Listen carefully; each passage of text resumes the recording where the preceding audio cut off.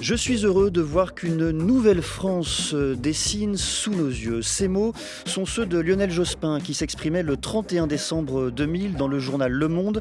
L'ex-premier ministre décédé ce dimanche évoquait alors une France à la recherche d'une république moderne, une et indivisible, mais qui laisse exprimer la diversité du pays. Un quart de siècle plus tard, l'expression Nouvelle France est cette fois mobilisée par Jean-Luc Mélenchon.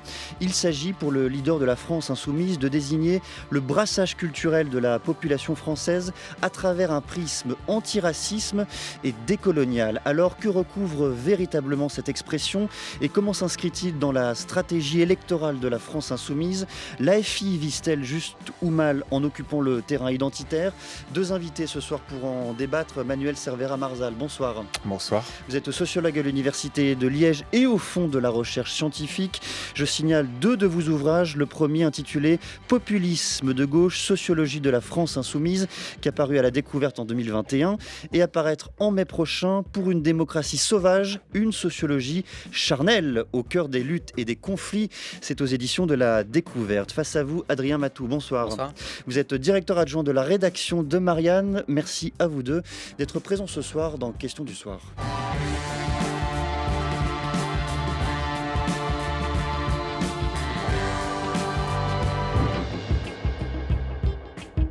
Ce soir, nous avons fait la démonstration que rien ne peut résister à la mobilisation populaire. C'est pourquoi j'appelle le peuple de France à s'engager à nos côtés dans la perspective de la prochaine élection présidentielle. L'année prochaine, la nouvelle France peut balayer la Macronie et ses politiques de malheur. L'année prochaine, la nouvelle France peut battre l'extrême droite. L'année prochaine, nous pouvons ouvrir une nouvelle page de l'histoire de France. Manuel Bompard, coordinateur de l'équipe opérationnelle de la France insoumise, et un concept qui revient à deux reprises dans ce propos, celui de nouvelle France qui pourrait balayer la Macronie, balayer l'extrême droite. Manuel Cervera-Marzal, de quoi s'agit-il lorsque Manuel Bompard soulève cette expression? Contrairement à ce que répètent en boucle les détracteurs de la France insoumise, la Nouvelle France, c'est pas une façon de dresser une partie des Français contre une autre et de cliver, de faire, de casser la société ou la République en deux.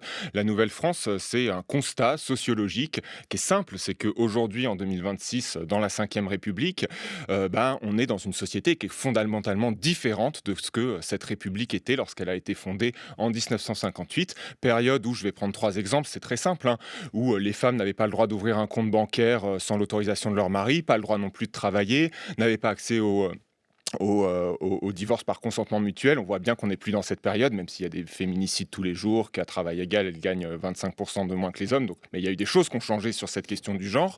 Il y a des choses aussi qui ont changé sur la question, tout simplement, des origines, du multiculturalisme. Aujourd'hui, vous avez un enfant sur 5 qui grandit dans une famille plurilingue. C'était seulement 5% des Français en 58.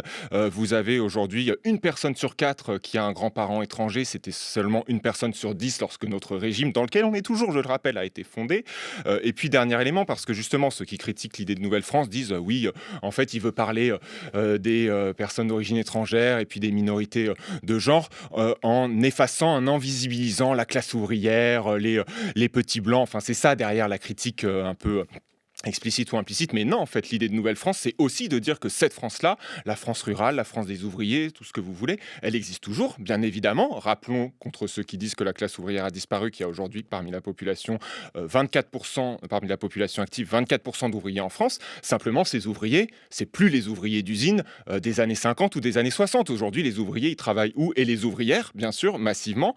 Elles travaillent pour les ouvrières dans l'ensemble des métiers du Caire, les ouvriers dans la logistique et dans le transport, et plus dans les grandes usines d'autrefois. Donc la France, elle bouge, elle se transforme. Parler de Nouvelle-France, pour Jean-Luc Mélenchon, avant d'être un slogan ou un programme politique, ça l'est bien évidemment, on ne va pas le nier. Mais c'est d'abord, je pense, un constat qui s'appuie sur une foultitude de données que les démographes, les historiens, les sociologues et les économistes ont produites. C'est là où je voulais vous emmener, Manuel Cervera-Marzal. À vous écouter, ce ne serait qu'un constat sociologique, le constat évident que la société a changé depuis 1958. C'est d'abord cela, avant d'être un outil, un instrument raisonnement politique, en quelques mots? Oui, je le pense, oui. C'est d'abord un constat fondé sur une foultitude de recherches en sciences humaines et sociales. Bien sûr, ceux qui ne sont pas d'accord avec ça vont dire mais non, c'est tout ça, c'est faux. Mais parce que ces personnes-là, en fait, fantasment une France du passé, la nostalgie. Enfin, c'est une France de film, quoi. Une France avec la baguette, bien blanche aussi, enfin, le vin et le saucisson. Enfin, mais ça, pour le coup, je pense que c'est de l'ordre du fantasme. Votre point de vue,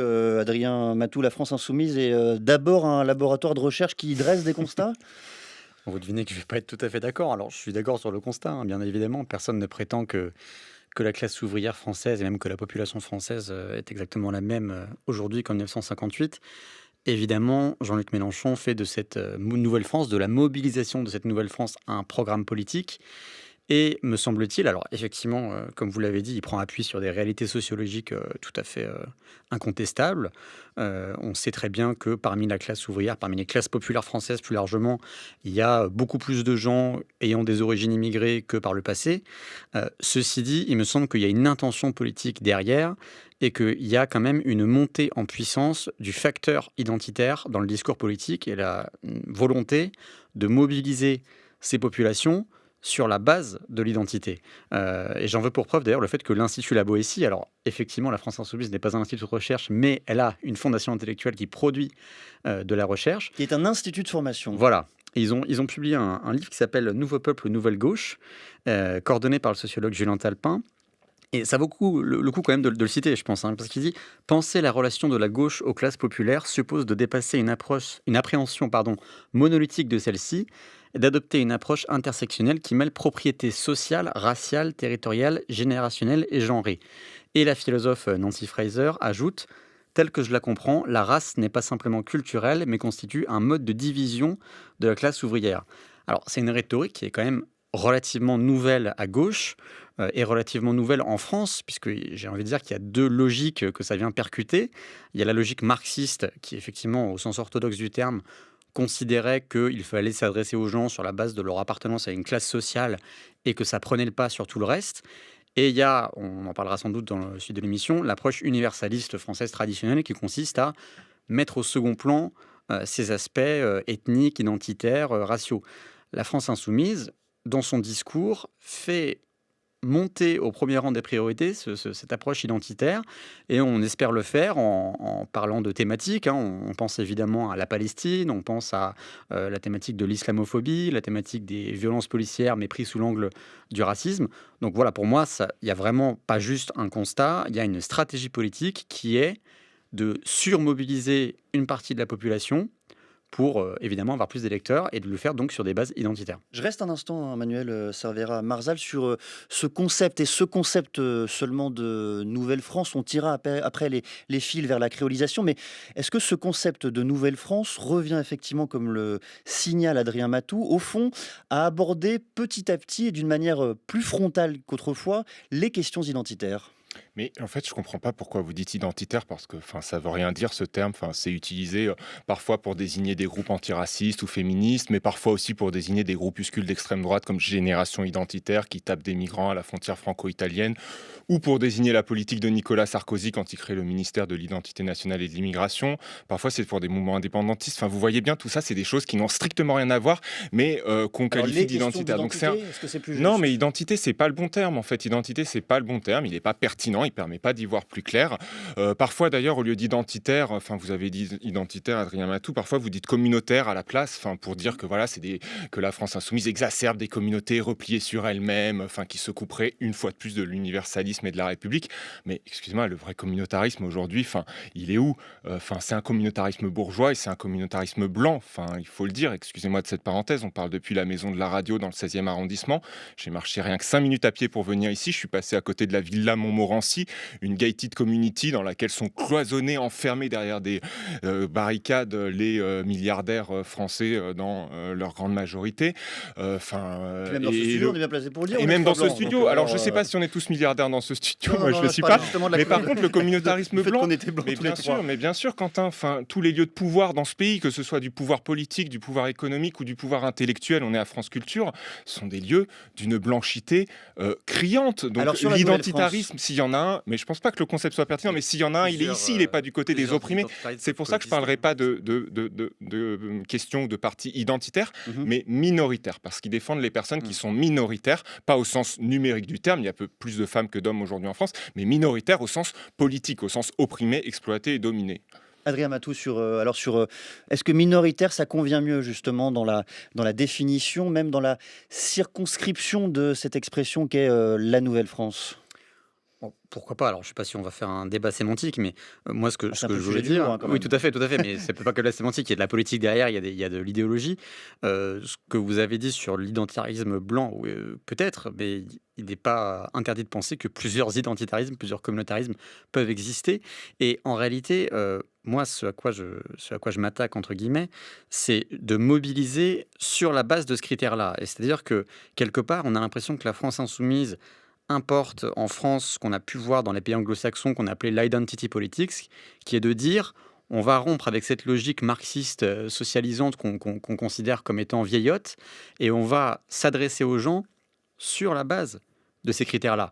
Et en fait, la grande différence pour moi, si vous voulez, c'est que on ne choisit pas l'ethnie à laquelle on appartient et quelque part, alors on peut choisir la religion est un choix, mais moi, ce qui me dérange, entre guillemets, je pense que ça a des conséquences négatives sur le corps social, c'est de considérer que le critère religieux ou ethnique doit être celui qui est mobilisé pour s'engager politiquement. C'est ça qui est Manuel le... c'est aussi territorial, générationnel, de genre. Oui, alors est-ce que vous avez beaucoup vous ramenez entendu... tout au religieux et à Est-ce que vous avez l'ethnique, beaucoup mais entendu les insoumis mobiliser les gens sur la base territoriale ou générationnelle?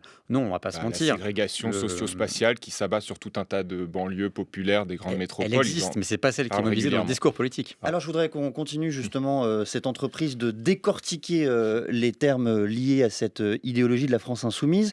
On a parlé de la Nouvelle-France. Un autre concept est mis en avant par Jean-Luc Mélenchon, celui de créolisation. Je voudrais qu'on en revienne aux sources à travers la voix du poète et philosophe Édouard Glissant.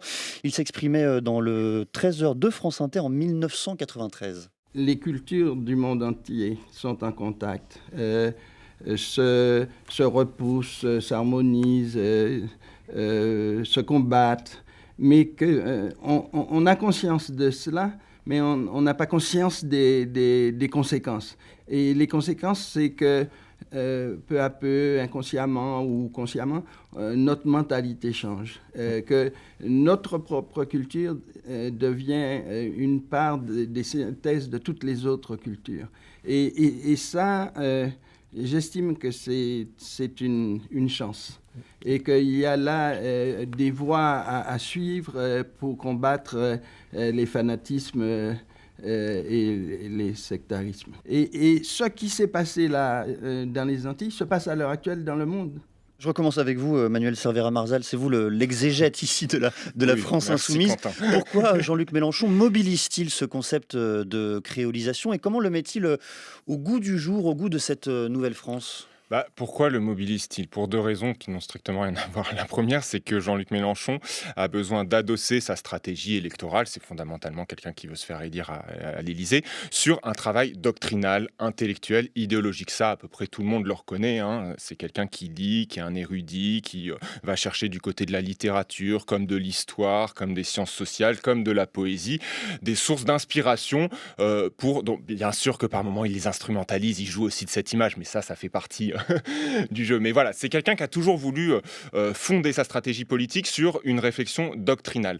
Donc il va chercher notamment un poète et un philosophe martiniquais, Édouard Glissant. Ça, c'est le premier point. Alors, mais c'est pas ce juste concept en particulier, mais c'est pas la juste question. Jean-Luc Mélenchon, parce que l'Institut La Boétie, dont vous avez parlé tout à l'heure, qu'envie l'ensemble des partis politiques français à la France insoumise, c'est un institut de formation où on forme vraiment les gens, pas juste à gagner des élections, mais à avoir un bagage idéologique et historique, ce qui n'est pas rien, et on y forme des gens issus en grande majorité des classes populaires qui n'ont pas eu la chance d'avoir accès à des grandes écoles. Donc ça, c'est un point à souligner. Pourquoi ce concept de créolisation ? Pour répondre à une question qui est une question essentielle. Comment on fait société ? Comment on fait unité au sein d'une société ? Pourquoi est-ce qu'on est face à une société, la société française, dont on peut parler au singulier, plutôt qu'à un morcellement de groupes, de communautés, etc. Il y a deux réponses possibles, deux stratégies possibles. La première, c'est l'assimilationnisme. Vous êtes arrivé en dernier ? Eh bien, vous allez vous plier à nos coutumes, vous soumettre à nos façons de faire, pas juste à nos lois, mais aussi voilà, à nos coutumes, nos façons de faire. Mais ça, cet assimilationnisme, c'est quand même très souvent une façon pour les dominants, et en l'occurrence ceux qui sont là depuis très longtemps, de maintenir des rapports coloniaux ou néocoloniaux vis-à-vis des populations arrivées en dernier pour fuir la guerre, la misère ou tout simplement les ravages qui perdurent de la colonisation. Donc on refuse l'assimilationnisme à travers cette notion de créolisation, mais on refuse aussi, vous avez parlé tout à l'heure, Adrien Matou, de multiculturalisme, on refuse ce qui est parfois associé aux sociétés anglo-saxonnes. Cette idée multiculturaliste, c'est quoi? C'est justement des sociétés qui ne font pas vraiment société au singulier parce qu'elles sont une espèce de mosaïque ou de juxtaposition de communautés qui cohabitent mais qui ne s'hybrident pas. Et on en vient à l'idée de créolisation qui réfute donc à la fois l'assimilationnisme et le multiculturalisme. C'est l'idée qu'il doit y avoir des rencontres, des mélanges, une forme d'hybridation entre différentes cultures et que de là naît de l'imprévisible, de la nouveauté qui est irréductible aux cultures initiales en rencontre. C'est comme ça, Adrien Matou, que vous appréhendez aussi ce concept de créolisation? Alors, pas tout à fait. En fait, ce qui me frappe, c'est qu'il y a un hiatus entre ce que dit Édouard Glissant et ce qu'interprète Jean-Luc Mélenchon. C'est-à-dire que Édouard Glissant, ce qu'il fait, c'est qu'il analyse avant tout la société des Antilles. Et en fait, quand on regarde l'histoire française, on constate que l'histoire française a été marquée bien avant l'assimilationnisme républicain par une volonté de recherche effectivement d'uniformité pour faire société, mais que les Antilles étaient une exception en fait dans ce système-là, puisque sous l'Ancien Régime, en réalité, les Antilles étaient complètement écartées de cette volonté assimilationniste, mais par racisme, parce qu'en fait, l'idée c'était de laisser les esclavagistes exploiter la population des Antilles. Et en réalité, il y a même eu des lois. Il y a une loi à Saint-Domingue de 1720 qui interdit aux gens de couleur même libre de s'habiller à la française. Il y a une ordonnance de 1773 qui oblige les esclaves aux descendants d'esclaves à donner à leurs enfants des noms africains. Donc, quelque part, les Antilles, qui sont précisément cet endroit sur lequel travaille Édouard Glissant, étaient exclus de cette volonté assimilationniste républicaine. Alors ensuite, ce que fait Mélenchon, pour moi, c'est là qu'il y a un vrai décalage, c'est qu'il dit, en somme, la société française, la culture française, c'est le résultat du mélange de plusieurs cultures. Et alors, personne ne va nier, en dehors des idéologues de droite et d'extrême droite, que la culture française n'est pas immuable. Effectivement, il n'y a pas une culture française figée dans le temps, qui ne changerait jamais, etc. En revanche, ce que fait Mélenchon, il va beaucoup plus loin. Quelque part, dans son discours, il y a une manière de dire que la culture française n'existe pas vraiment, que c'est juste un mélange et qu'il n'y a pas de génie propre français, il n'y a pas de singularité française, il n'y a pas d'identité française. On le voit d'autant plus ces dernières semaines, puisque force est de constater qu'il y a un discours chez Jean-Luc Mélenchon, mais chez beaucoup d'insoumis, de dénigrement quelque part de la culture française. J'entendais Mélenchon il y a quelques semaines dire que finalement la cathédrale de Notre-Dame n'aurait jamais été possible sans le génie des savants musulmans. Et il y a tout un tas d'exemples comme ça. Et pour finir sur l'assimilation, alors moi je vais me lancer dans une petite défense quand même de cette tradition républicaine. En fait, l'assimilation, c'est un concept qui est exigeant, c'est vrai, parce qu'il exige des nouveaux venus qu'ils abandonnent une partie de leur identité pour se conformer à la culture française. Mais c'est aussi un concept généreux. C'est un concept qui est à l'opposé du racialisme, à l'opposé de l'ethnicisme. Ça considère que chaque personne qui arrive sur le territoire national français a la capacité de s'y intégrer, d'être considéré comme un Français à part entière. Évidemment, c'est un idéal théorique et la réalité s'en éloigne souvent, mais il me semble qu'on ne peut pas faire société si on nie l'existence d'une culture dans le lieu d'arrivée des gens. C'est-à-dire qu'on ne peut pas, comme le fait la France insoumise ces derniers temps, quelque part enfermer les nouveaux arrivants dans un rôle de remplaçant qui serait contre la vieille France, la France renfermée sur elle-même. Je ne pense pas que c'est quelque chose qui puisse produire des résultats satisfaisants dans la société française d'installer cette espèce de face-à-face entre la nouvelle France qui vient régénérer l'ancienne. Si j'isole, Manuel Cervera-Marzal, les arguments exposés par Adrien Matou, je prends le premier. Au fond, la créolisation, ce serait un moyen pour la France insoumise, pour Jean-Luc Mélenchon, de nier l'existence d'un noyau de la culture française, d'une singularité de cette culture française. C'est une critique par ailleurs qui est adressée à Jean-Luc Mélenchon de la part du centre, des droites dans leur hétérogénéité, justement à partir de ce concept de créolisation. Comment est-ce que vous répondez à cela ? Je ne sais pas, dites-moi où il est ce noyau de la culture, de la culture ou de l'identité française. Il est où? Dites-le-moi, ça m'intéresse. Pour vous, il n'y a pas de... Non, mais dites-moi où il est ce noyau de l'identité française, ça Ah bah, m'intéresse. dans la littérature, la gastronomie... Donc, il n'y a pas de littérature, par exemple, en Afrique subsaharienne, il n'y a pas de gastronomie au c'est pas du Maghreb, et la culture incompatible. et la gastronomie française ne sont pas aussi des hybridations de Non, ces mais c'est différentes pas choses. du tout... Alors, dire qu'il Adrien existe Matou. une identité française de base qui peut, effectivement, c'est vrai, être influencée par des apports venus de l'extérieur, c'est très différent que de prétendre qu'il n'existe pas de culture ailleurs. On peut très bien dire qu'il y a une culture française et qu'il y a des cultures dans d'autres zones du monde qui viennent, c'est vrai, parfois influencer la culture française. Mais c'est assez curieux de répondre quand on dit il existe une identité française, on n'est pas du tout en train de nier l'existence d'autres cultures, ni même leur qualité intrinsèque. Non, effectivement, mais je pense pas que le point, parce que avec créolisation, c'est pas juste un terme qu'il a mobilisé en meeting, même s'il l'a fait aussi. Il y a eu un texte en fait qui est paru en 2020 dans le Nouvel Obs où il s'explique assez longuement sur cette idée de créolisation, comment en la transportant du domaine philosophique, puisque c'était poétique de la relation, à un essai philosophique d'Édouard Glissant vers le domaine politique, il l'a forcément, il l'a Il a accommodé à sa remodelé, sauce. évidemment. Et lui, le point vraiment sur lequel il met le doigt, c'est pas vraiment ce dont on est en train de discuter sur l'identité française, c'est vraiment la question de l'universalisme. On l'a évoqué en passant, mais c'est la question de l'universalisme. Et Jean-Luc Mélenchon réaffirme, ça il est très clair là-dessus, il réaffirme son attachement à l'universalisme, mais l'universalisme comme un horizon plutôt que comme un point de départ, vers un horizon vers lequel il faudrait tendre. Et il met en garde, et c'est vraiment ça le point important pour lui dans l'idée de créolisation, il met en garde contre les usages néfastes de l'universalisme qui visent à faire passer des particularismes, par exemple le particularisme masculin, le particularisme blanc ou le particularisme bourgeois, pour la mesure de toute chose, pour l'étalon universel à partir duquel on va jauger l'ensemble des minorités. C'est ça le point important, c'est que Pour bien l'universalisme... comprendre ce que vous dites, Manuel Cervera-Marzal, quel lien fait-il entre cet universalisme républicain, c'est ce que je comprends à partir de ce que vous nous expliquez, obsolète selon lui, en tout cas qui ne correspond plus à une réalité sociale, et ce nouvel universalisme qu'il souhaiterait dessiner en passant par la créolisation. Alors quel est le chemin qu'il dessine en quelques mots vers ce nouvel universalisme? Et je vous ferai réagir Adrien Matou ensuite. Le chemin qu'il dessine, c'est un universalisme qui n'aplatit pas, qui n'efface pas les différences, mais qui essaye de les articuler entre elles, tout simplement, pour créer quelque chose. On en revient là, pour le coup, à l'idée d'Édouard Glissant, quelque chose d'inédit, en fait. Quelque chose de nouveau. Adrien Matou. Alors déjà, il me semble que c'est pas vraiment... on est plutôt sur une différence de degré, mais il me semble que ces dernières semaines, ces derniers mois, ces dernières années, on est plus sur l'exaltation des différences que sur une volonté de les articuler. Puisque, en réalité, il suffit d'écouter n'importe quel meeting de Jean-Luc Mélenchon ou des têtes d'affiche de la France Insoumise, cette affirmation de la fierté de ce qu'ils appellent la Nouvelle France, elle est souvent basée sur le dénigrement de la soi-disant ancienne France.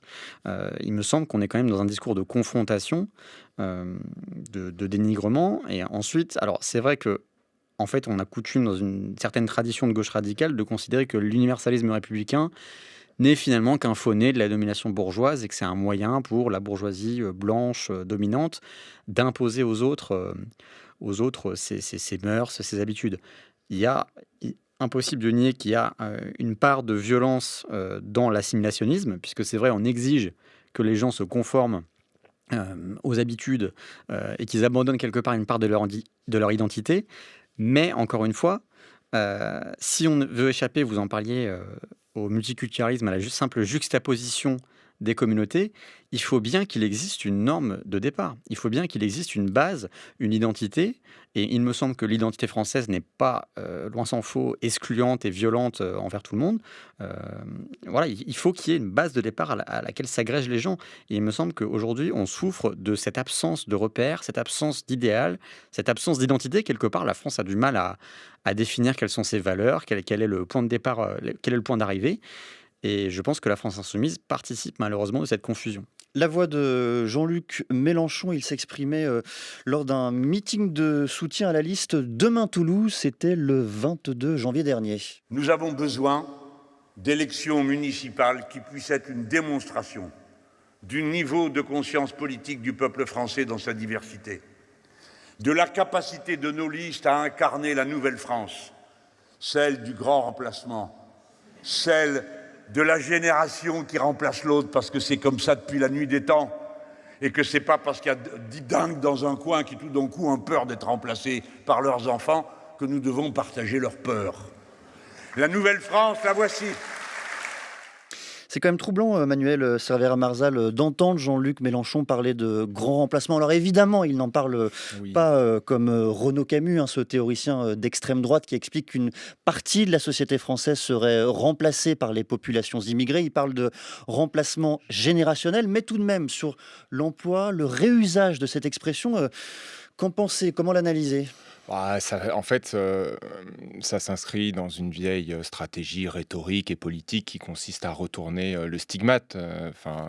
Voilà, vous êtes traité de PD, d'homo, Le grand remplacement, ça stigmatise Jean-Luc Mélenchon. Non, il est quand même pas directement c'est concerné pas par ça, la c'est pas chose. ça. Non, pardon, excusez-moi. L'idée, c'est que voilà, quand vous êtes faites partie à de minorités qui sont régulièrement humiliées, y compris dans la façon dont on parle d'elles dans l'espace public, il y a une stratégie simple, et c'est ce qu'on fait avec la Gay Pride, c'est de retourner le stigmate et d'endosser cette identité comme quelque chose qui nous porte, dont on est fier, etc.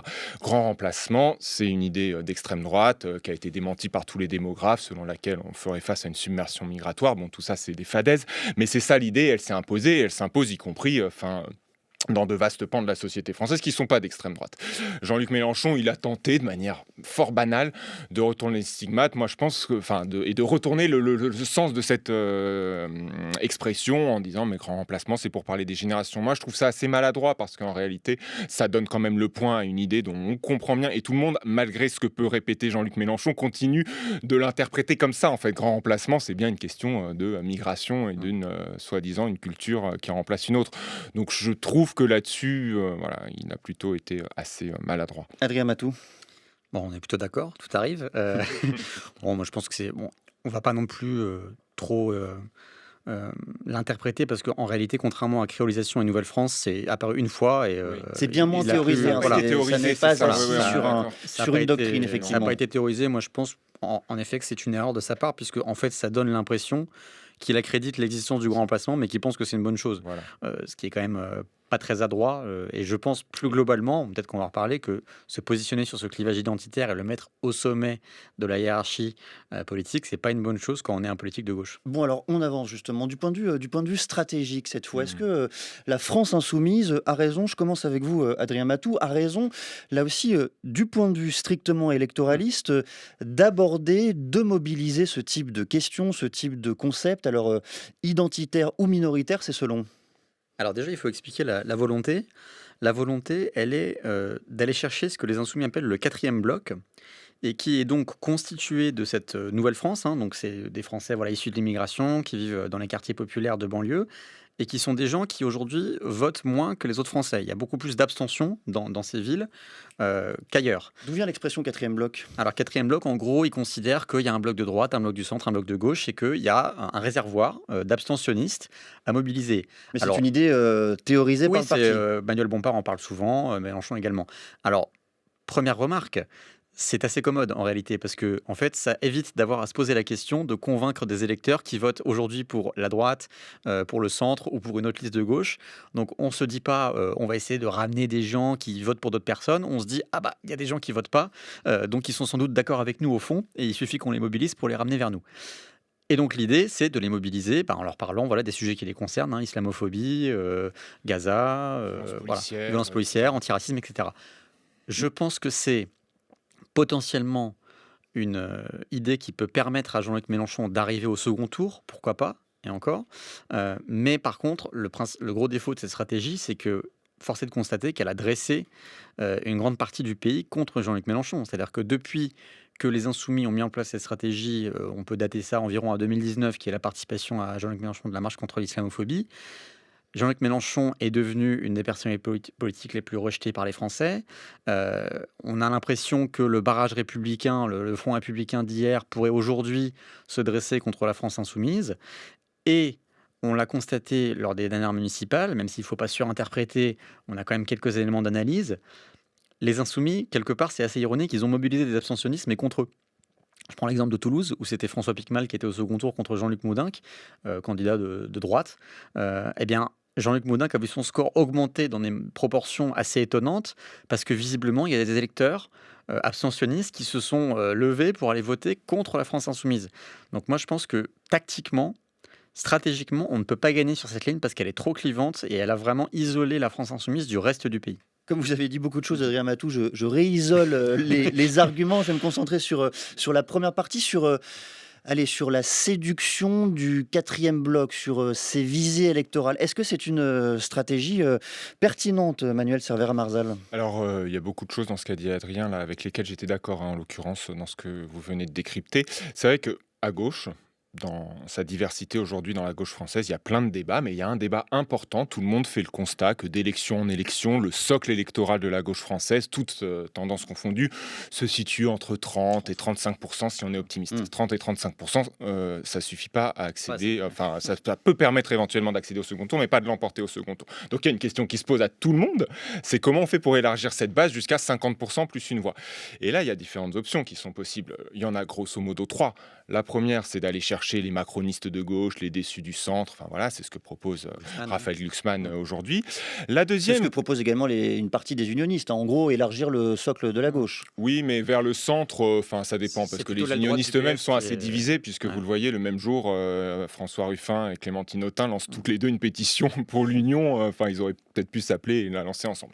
Donc voilà, il y a la partie qui fait des appels du pied aux macronistes de gauche. Il y a une autre stratégie qui a été jusqu'en 2019, Adrien l'a rappelé, celle de la France insoumise, qui consistait à parler aux fâchés pas fachos. C'est leur expression. Les fâchés pas fachos, ça veut dire quoi? C'est des personnes qui votent ou qui ont voté ou qui sont tentées de voter pour le Rassemblement national, mais qui le feraient non pas parce qu'ils seraient fondamentalement racistes, mais plutôt parce que, vous comprenez, ces gens souffrent, ce sont des petites gens qui sont les perdants de la mondialisation, et donc en fait, ils votent pour le RN en raison de son discours social, soit dit en passant, qui est une pure arnaque, mais bon, c'est pas le sujet de ce soir, et non pas en raison de son discours raciste. Et parce que la gauche se serait trop éloignée d'eux. Ça fait partie de ce discours-là. Parce que la gauche se serait trop éloignée d'eux. Ça, c'était l'option que Jean-Luc Mélenchon a défendue jusqu'en 2019. En 2019, il se met à endosser le concept d'islamophobie, à parler des violences policières. Donc il abandonne cette analyse sur les fâchés pas fachos. D'autres continue de la véhiculer. Un Fabien Roussel, un François Ruffin sont très proches de ces analyses aujourd'hui. Et il y a une troisième et dernière stratégie, si on schématise bien évidemment, et c'est pas forcément l'une ou l'autre des trois, on comprend bien ici que j'essaie juste de mettre un peu de clarté dans tout ça, mais la troisième stratégie vise non pas à abandonner les macronistes de gauche et les fâchés pas fâchés, mais à prioriser les abstentionnistes de gauche. Et là, Adrien a très bien expliqué qu'il y avait non pas une abstention massive aujourd'hui en France, enfin il y a une abstention massive, mais elle est différenciée. Ça veut dire quoi concrètement? Elle est beaucoup plus forte chez les jeunes et chez les classes populaires et dans les banlieues des grandes métropoles. Et là, c'est un point important.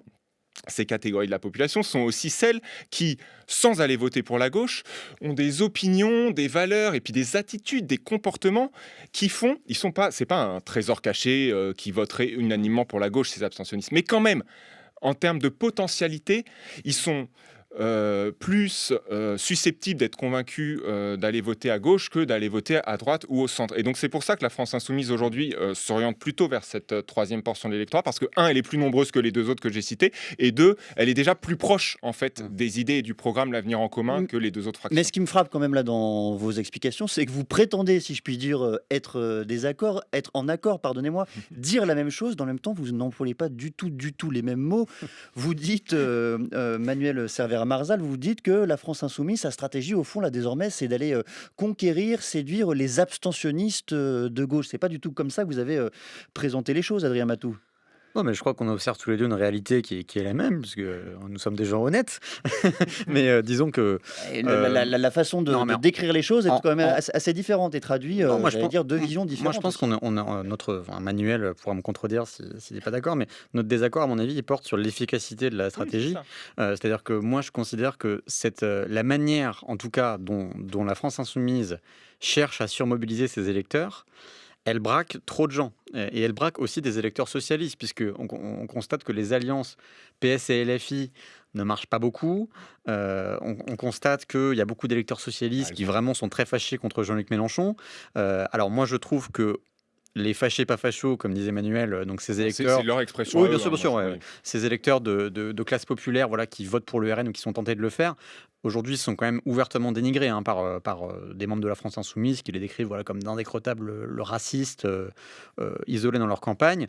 Bon, là, je pense qu'ils sont complètement abandonnés par la France Insoumise. Et j'en termine par là. En tout cas, on a constaté que aux élections municipales, il n'y a pas eu de surparticipation dans les villes de banlieue parisienne. La France Insoumise a quelques victoires, mais est souvent battue par les maires sortants socialistes ou de droite, et la participation est restée assez basse. Donc, pour l'instant, ça a l'air mal barré quand même pour fonctionner, et ça peut amener Mélenchon au second tour, mais ce sera compliqué a priori. Que répondez-vous en une minute, parce que je voudrais aborder un oui, dernier mais en terme une avant la minute, fin, c'est que Manuel Server-Marzal, oui. vraiment sur l'efficacité de cette stratégie. Oui, mais le problème, c'est que c'est pas juste, justement, excusez-moi Quentin, mais c'est pas juste une question d'efficacité électoraliste, et il faut pas prendre les choses que par ce petit bout de la lorgnette. Si à un moment la France Insoumise estime que c'est pas sa priorité de parler aux macronistes de gauche, parce que pour leur parler, il faut leur présenter des mesures C'est qui sa sont... priorité quand même de gagner les élections. Oui et non, pas à tout prix en fait. Si pour gagner les élections, il faut faire un programme social-libéral comme celui qu'a fait la gauche, qui a tout privatisé sous Jospin à l'époque, qui est un programme qui creuse les inégalités de façon abyssale, si c'est gagné au prix du reniement, non. Si pour gagner, il faut ramener à soi des électeurs du RN, c'est-à-dire en tenant des discours racistes ou en fait en ne disant rien du racisme, parce que c'est une façon de lui permettre de se perpétuer, vous serez élu, mais sur un programme comme les socialistes danois et suédois l'ont fait. Vous êtes élu, c'est la gauche qui est au pouvoir, mais avec les idées et le programme de l'extrême droite. Est-ce que la France Insoumise veut faire ça ? Je crois que non, et je pense qu'elle a raison. Ouais. Je vous arrête l'un et l'autre parce que je voulais vous faire réagir à une autre expression qui a été employée par la France Insoumise durant ces campagnes municipales, celui de front antifasciste, qui est venu parfois remplacer le barrage contre l'extrême droite. Là aussi, en une minute chacun, même pas. Adrien Matou, comment est-ce que vous analysez cette évolution sémantique ? Peut-être comme une tentative de faire renaître un front républicain qui est un petit peu moribond et qui mobilise de moins en moins. Moi, personnellement, je suis en désaccord avec cette analyse. Je considère que le fascisme est quelque chose d'assez situé et qu'aujourd'hui, le front antifasciste de la France Insoumise s'applique à tellement de gens qu'il n'a plus vraiment de sens.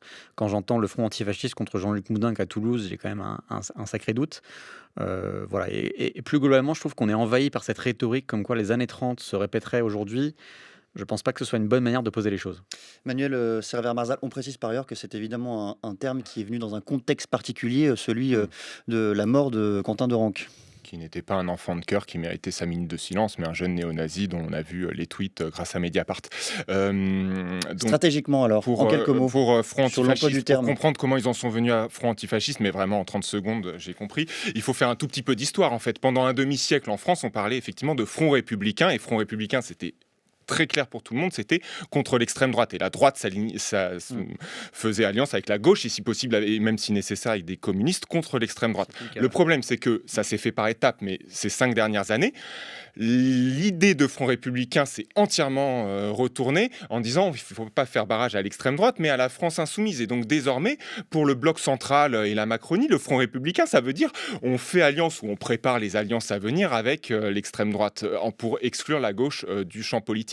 Et on a des responsables aujourd'hui du pouvoir et de la majorité présidentielle qui appellent non pas à combattre la France Insoumise, mais à l'interdire. D'accord ? La France Insoumise, pour eux, c'est plus un adversaire à combattre, c'est un ennemi à interdire et à abattre. Et donc à partir de là, la France Insoumise se retrouve coincée. Elle ne peut plus revendiquer le front républicain, puisque le front républicain, dans la majorité des discours des éditocrates et des responsables politiques, c'est contre la gauche. Donc du coup, il leur faut une autre chose, c'est le front antifasciste. Et je pense qu'ils ont bien raison quand on voit la fascisation avancée de la société française. C'était une minute, mais c'était déjà relativement synthétique. Merci à vous deux, en tous les cas, de ce débat. Manuel Server-Marzal, Adrien Matou. Merci également à celles et ceux qui ont préparé cette émission. Diane Devancet, Stéphanie Villeneuve, Mathias Mégy, Juliette Mouelik, à suivre après le journal.